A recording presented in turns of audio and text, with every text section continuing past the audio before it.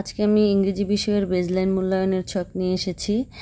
আজকে আমি আলোচনা করব ইংরেজি বিষয়ের বেজলাইন মূল্যায়নের ছক কিভাবে পূরণ করবেন। গতকাল আমি গণিত বিষয়ের বেজলাইন মূল্যায়ন ছক কিভাবে পূরণ করতে হয় একটি ভিডিও দিয়েছিলাম।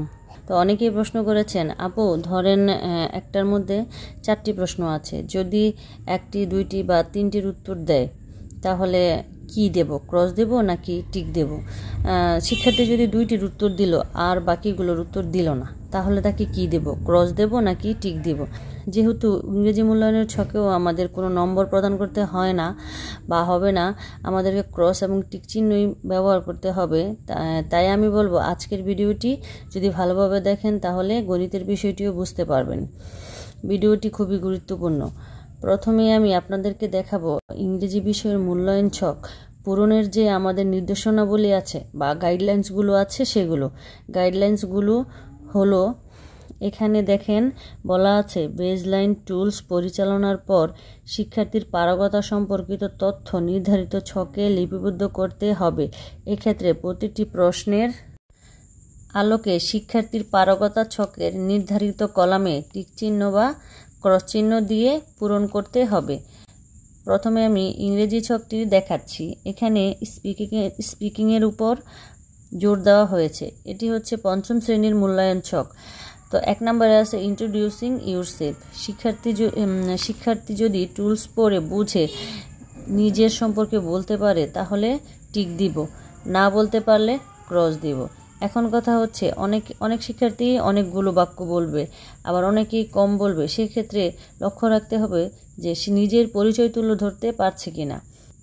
যদি শিক্ষার্থী ইংরেজিতে নিজের পরিচয় তুলে ধরতে পারে বা আপনার যদি সেটা বোধগম্য হয় তাহলে তাকে অবশ্যই টিক চিহ্ন দিতে হবে। দ্বিতীয়টা হচ্ছে রিডিং। এখানে রিডিংয়ের উপর জোর দেওয়া হয়েছে।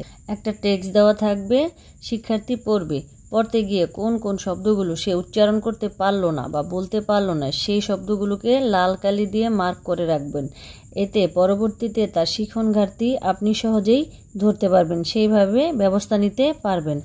কিছু শিক্ষার্থী বানান করে, বর্ণ চিহ্নে বানান করে সুন্দর পড়তে পারবে, তাদের ক্ষেত্রেও এই ঘরে টিক চিহ্ন দিবেন। এখানে দেখেন 2-এর B, reading with understanding answering question.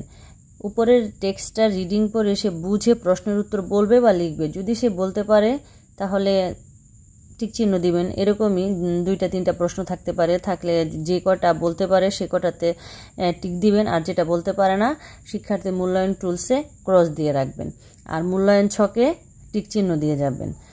যদি সে একেবারেই একটা প্রশ্নের উত্তরও দিতে না পারে তাহলে ক্রস চিহ্ন দিবেন।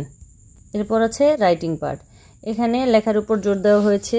এখানে যা লেখা আছে মূল্যায়ন টুলসের মধ্যে সে অনুযায়ী শিক্ষার্থী লিখবে।